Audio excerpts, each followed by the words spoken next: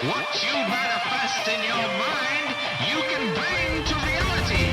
The Boys, new show on Amazon Prime. First episode directed by Dan Trachtenberg. Dan becomes a man. The director of 10 Cloverfield Lane. Former podcast host of the Totally Rad Show. I saw the show on Amazon for a while. It's tough for me to get into new TV shows. It's such a huge time investment. So if I'm not feeling the show right away, it took me forever to finish season 2 of Stranger Things. Let's just say that. But season 3 burned right through it. If I like it, I'm hooked, and I'll go right through it. This one, The Boys, it was something that I got hooked on. Basically does the superhero type of Avengers type of thing, but really kind of more of a real world, if that was a real thing. This is most likely how it would be handled. It kind of has similarities to the government trying to regulate superheroes, like in Avengers and Incredibles and The Watchmen. It's like so many franchises do this thing where it's like, oh, don't regulate us. We're very dangerous things. We kill people pretty much on a regular basis, but I swear we mean well. Which I always thought, like the Avengers thing, I was like, yes, there should be some kind of people watching over to make sure superheroes aren't, because just because you're a superhero doesn't mean you're a good person. That's why they're super villains. But anyway, so this one is basically a company, let's say like a Disney. If the Avengers were real people, let's just say Disney would own the rights to them. They would work for Disney because Disney would be their promotion. Like, they would still do all the movies and stuff, but instead of actors playing it, it's actual superheroes. There's TV shows. There's all kinds of content that's made from these superheroes, and that's kind of the world that we're in with The Boys, where it's, superheroes are, the Seven, I think, is their kind of round table of characters that is the pristine kind of figurehead place for this whole organization. Their whole idea is to have a superhero in every city. It's very much turning superhero-dom into a business. What is the capitalist's view of superheroes? And then what in most other superhero movies, how the villain would be created is usually in a lot of superhero movies, the villain's created because the superhero did something the villain didn't like, and it just made the villain very angry and wanting to get back at him. In this one, it is a popular superhero while on a mission, who the superhero is able to run super fast, A-Train, can run super fast, and was running to catch something and ended up running through this dude's girlfriend. So there's this amazing, crazy scene where she basically explodes. But that kind of sets the tone with this show pretty much off the bat. That's episode 1.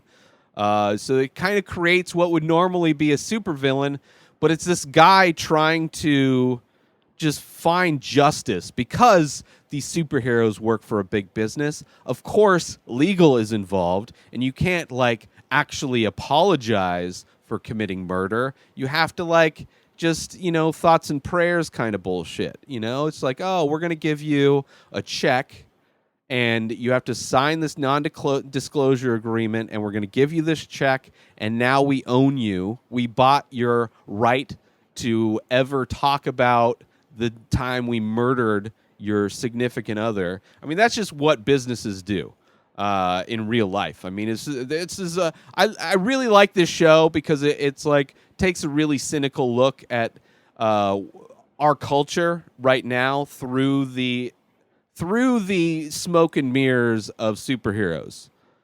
which I think is very poignant because we're so distracted with superhero movies, with like, you know, big blockbuster movies that are regurgitations of there's nothing original, but it's like they sell well. It's good candy for people. They'll spend a lot of money doing it. It's like all these distractions versus the business practices that are going on. But yeah, I enjoy this. So then it's this dude's mission now to track down, and he becomes part of this ragtag group of people that are trying to bring down the bring down the superheroes, kind of show the world how corrupt and horrible they are. So it really, if this story could easily be rewritten, right? The propaganda version of this story is like the Avengers, right? Where they're all good and they all do, and there's, whatever, but good things happen. Versus like the reality of this, the bad guys, the villains are actually trying to uncover the blasphemy of superhero-dom. And then there's also, this show is so good because of the complexity of everything. Just within the superheroes, there's a lot of politics going on within the superheroes, and just kind of, just trying to, like, everything is a PR spin. Everything is done like celebrities and TMZ. The relationship that celebrities and TMZ have. It's like that, but let's imagine TMZ owned superheroes. So they're setting up these moments and trying to make sure they capture what they look like real moments, like real, like heroic moments, where it's all just kind of pre-produced and set up, and they do all kinds of research to show where these superheroes need to go to kind of do the final, kind of final moment of the movie, but the camera crews just happen to be there and catch it. It's just, I love it. I love it so much. I love it because I'm kind of overdosed on so many comic book movies, superhero movies, I should say. Although The Kitchen was a pretty shitty comic book movie. But superhero movies in general, it's I'm always just at the brim of what I think I can take. And it's a show that kind of casts a bit of a cynical look at that whole genre, at that whole, and also ourselves, just how ridiculous. This is like how they handle superheroes in the show is so much of like the reality that we're fed through the media. Just everything is pre-produced and everything is like, it's real events happening. It's just like somebody who's a WWE fan. It's like they think that just because these actors they get banged up and it's very, exhausting. It's very hard work. Like that's supposed to make me forget the fact that, all the storylines are bullshit. The things that they say are pre-written. It's like who wins, who loses. That's all. It's like improv stunt people. Like the actual real version of what's going on there with that kind of entertainment. A lot of people love to be just willfully ignorant because of, childhood or whatever. Versus I can't not understand that it's a form of entertainment that's being produced in a way, and the end product is there's other things that do it better. Like I'd rather see a good action movie or watch a UFC card, a shitty UFC card, and actually see athletes compete who've trained. Like CM Punk is my favorite example of the bullshit of WWE. CM Punk, who was a champion in professional wrestling, literally had no training in anything when he started to go into MMA after his wrestling career. But anyway, that's just an example of The Boys. I don't know what I'm talking about. Go watch The Boys. It's awesome. Amazon Prime. New episodes of this show come out daily. Subscribe on IGTV, YouTube, and everywhere else podcasts are found. Go buy my original artwork over at InspiredDisorder.com and save 10% when you use coupon code INSPIRED. At Ray Taylor for me on all social media. Have a wonderful day, everybody. Peace out!